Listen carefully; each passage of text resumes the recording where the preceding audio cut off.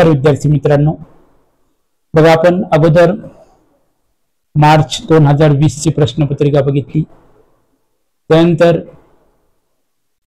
September 2020 ची बघितली, त्याच्यानंतर आता मार्च 2021 मध्ये कोरोना असल्यामुळे परीक्षा झालेली नव्हती, त्याच्यामुळे आता आपण बघणार आहोत सप्टेंबर 2021 ची प्रश्नपत्रिका। दोन चलातील रेषीय समीकरणे या प्रकरणावर आधारित आलेले जे प्रश्न आहेत ते प्रश्न आपण सर्व सोडवून पाहणार आहोत। तर बघा, प्रश्न पहिला ए मध्ये चौथे बीट विचारलेला आहे, 2, 4, 3 आणि 5 या निश्चयकाची किंमत किती। आता बघा, या निश्चयकाची किंमत आपल्याला काढायची आहे। मग आता निश्चयकाची किंमत आपल्याला काढायची म्हणतात काय करावं लागते, आपल्याला तिरपा गुणाकार करावा लागतो। मी इथे लिहितो आता मी की आपल्याला हे रफ मध्ये सोडवायचं आहे। बघा, 2 न 5 ला गुणलं, 2 गुणिले 5 वजा 4 गुणिले 3, गुणाकार जर केला 5 दुनी 10 वजा 12 बरोबर किती आले, वजा 2।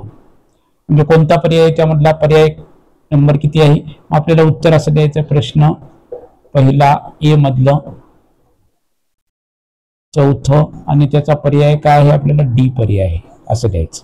परीक्षेमध्ये कोणता पर्याय आहे, डी पर्याय आपल्याला आलेला आहे। आपल्या लक्षात कसा केला, 2 आणि 5 चा गुणाकार केला 5 दुनी 10, 4 आणि 3 चा गुणाकार केला 4 त्रिकम 12, 10 वजा 12 बरोबर किती आले, वजा 2।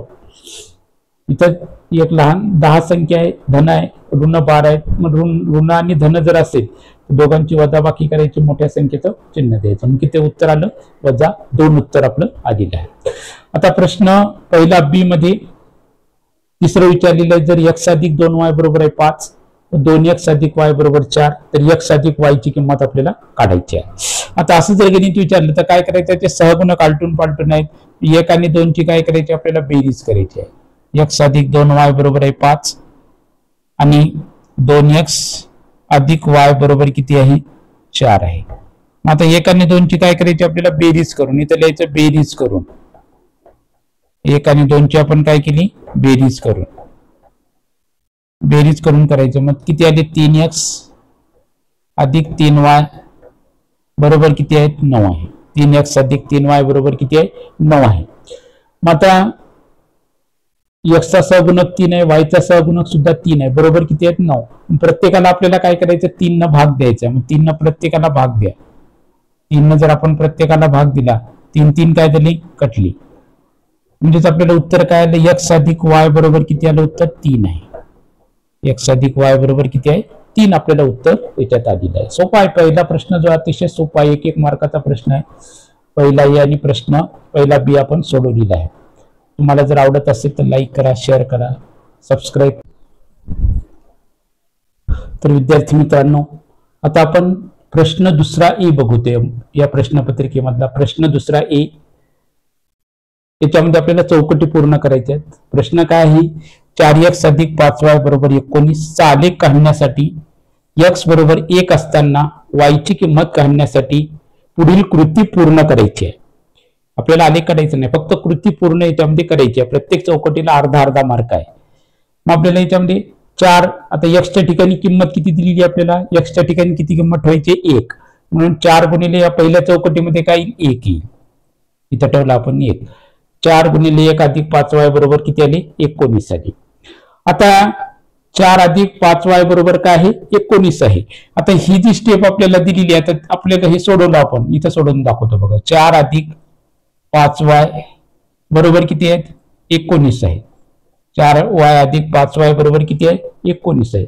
आता हे अधिक 5y आहे, आता अधिक 4 आहे, तिकडे गेल्यानंतर काय होतील, हे आपण इथं लिहिलेलं आहे। 5y बरोबर काय होईल, हे अधिक 4 आहे, तिकडे गेल्यानंतर काय होतील, वजा 4 होतील। मग या चौकटीमध्ये काय आले, वजा 4 आले। आता 19 मधून आपण 4 काढून टाकले, 19 मधून आपण 4 काढून टाकले, म्हणजे किती राहिले, 15 राहिले। मग या चौकटीमध्ये काय येतील, 15 येतील। किती घेतले आपण याच्यामध्ये, 15 घेतली। आता 5 न भाग दिला, 5 1 5, 5 त्रिक 15, मग y बरोबर किंमत किती आली, 3 आली। अतिशय सोपा आहे, 2 मार्काचा प्रश्न आहे। तर विद्यार्थी मित्रांनो, आता आपण प्रश्न दुसरा बी मध्ये आलेला गणित विचार बघूत आपण।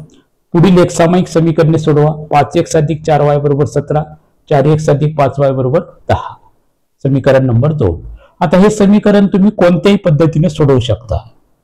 याच्यामध्ये सहगुणक सारखे करून सोडवू शकता, किंवा याची बेरीज एकदा वजाबाकी करून सुद्धा सोडवू शकतात, किंवा कॅमसच्या रूल्सच्या साह्याने सुद्धा तुम्ही सोडवू शकता. जे सोपं वाटेल तुम्हाला त्या पद्धतीने तुम्ही सोडवू शकता. त्या पद्धतीने आपल्याला लवकर उत्तर येईल आणि सोप्या पद्धतीने त्या पद्धतीने आपल्याला सोडवता येते. आता सोपं येण्यासाठी आपण काय करू की समीकरण नंबर 1 ला किती न गुणत आपण 5 ने गुणून घेऊ. काय देऊत आपण समीकरण नंबर 1 ला सहगुणक सारखे करूत आपण. समीकरण नंबर 1 ला 5 ने गुणून 5 ने गुणून घेऊत. समीकरण नंबर 1 ला किती न गुणायचं प्रत्येकाला 5 न आपल्याला गुणायचं आहे. बघा इथे आपण काय घेतले 5 घेतले. समीकरण 1 ला किती न गुणायचं आहे प्रत्येकाला 5 न आपल्याला गुणायचं आहे. मग आता 5 न जर गुणलं तर किती येते 5 5 25x अधिक 5 चोक 20y बरोबर आहे 17 5 85.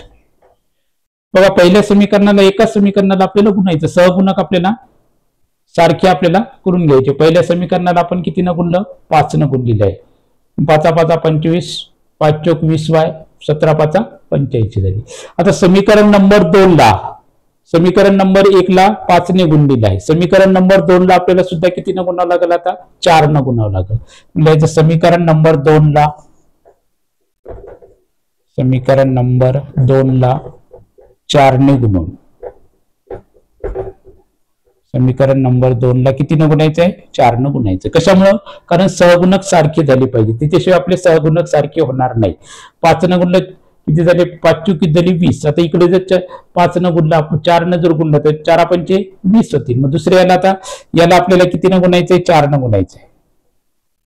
मग आता किती येतात 4 चोक 16x अधिक 20y बरोबर आहे 4 न 10 ला गुणलं प्रत्येकाला गुणायचं आहे. मात्र हे लक्षात ठेवायचं 10 चोक किती झाली 40. आता समीकरण 1 आणि 2 ची आपल्याला काय करावं लागेल वजाबाकी करायची आहे. मी तर लिहायचं वजाबाकी करू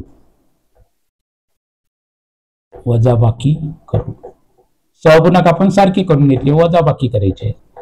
वजाबाकी करून मी तो वजाबाकी म्हणले की इथं वजा चिन्ह झालं इथं वजा झालं इथं वजा झालं. 20y काय झाली कटून गेली. आता 16x मधून 25x मधून 16x आपण काढून टाकले. मग किती राहतात 16च्या पुढे 25 म्हणजे किती राहिले 9x राहिले. तर ते x राहिले 9x बरोबर आहे. आता 85 मधून 40 काढून टाका किती राहिले 5 ला 5 किती राहिले 45 राहिले. दोन्ही बाजूला आता किती न भाग द्यायचा 9 न भाग द्या. 9 1 9 9 5 45 म्हणजे x बरोबर किंमत किती आली 5 आहे. x ची किंमत किती आली 5 आहे. x बरोबर आपल्याला 5 किंमत आली. आता 5 जी किंमत आलेली आहे ती किंमत आपल्याला काय करायची आहे समीकरण नंबर 1 मध्ये ठेवा किंवा समीकरण नंबर 2 मध्ये ठेवा. कोणत्याही समीकरणात ठेवली तरी तुम्ही चालते. याच्यामध्ये x बरोबर 5 ही किंमत आपण समीकरण नंबर 1 मध्ये ठेवून देऊ.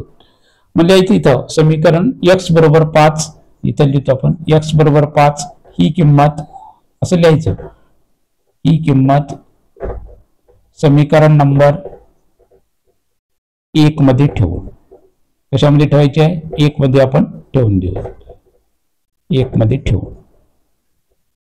आता 1 मध्ये जर ठेवली तर काय येईल आपल्याला याच्यामध्ये आता इकडचं मोडतो थोडासा 1 मध्ये जर ठेवली तर काय समीकरण आपण इथं लिहून घेऊ 5x अधिक 4y बरोबर किती आहे 17 आहे. या ठिकाणी आपल्याला x च्या ठिकाणी किती किंमत ठेवायची आपल्याला 5 किंमत ठेवायची आहे. 5 गुणिले 5 x च्या ठिकाणी 5 ठेवली 5 गुणिले 5 अधिक 4y बरोबर किती आहे 17 आहे. मग आता 5 न 5 ला गुणलं 5 5 25 अधिक 4y बरोबर किती आहे 17 आहे.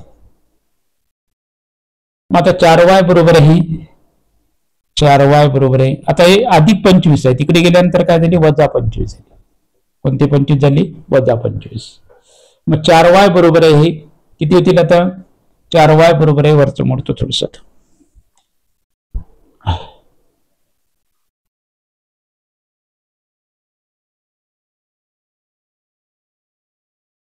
4y बरोबर इथं लिहितो 4y बरोबर आहे आता 17 मधून 25 मधून 17 काढायचे आहेत, वजा 25 आहेत अधिक 17, नीट लक्षात ठेवायचं. एक वजा असेल एक अधिक असेल, वजा बाकी करायची, मोठ्या संख्येचं चिन्ह द्यायचं. वजा 25 आहेत अधिक 17 आहेत म्हणजे कोणते 8 राहतील, वजा 8 राहिले. दोन्ही बाजूला 4 ने भाग द्यायचा. 4 1 4, 4 2 8, म्हणजे y बरोबर किती आली, वजा 2 आली. y ची किंमत किती आली, वजा 2 आहे. y ची किंमत आली वजा 2. आपल्याला समीकरणाची आता उकल लिहायची आहे. मग उकल लिहायची, समीकरणाची उकल. उकल कशी लिहितो आपण, उकल लिहिता वेळेस आपल्याला बघा, उकल लिहिता वेळेस आपल्याला काय करायचं आहे, समीकरणाची उकल. उकल म्हणलं की आपल्याला अगोदर x ची किंमत लिहायची आहे, नंतर y ची किंमत लिहायची आहे. x ची किंमत किती आली होती, 5, कॉमा किती आहेत, वजा 2. या समीकरणाची ही काय आली, उकल आली. बी मधलं. तुम्हाला जर आवडलं तर लाईक करा, शेअर करा, सबस्क्राईब करा.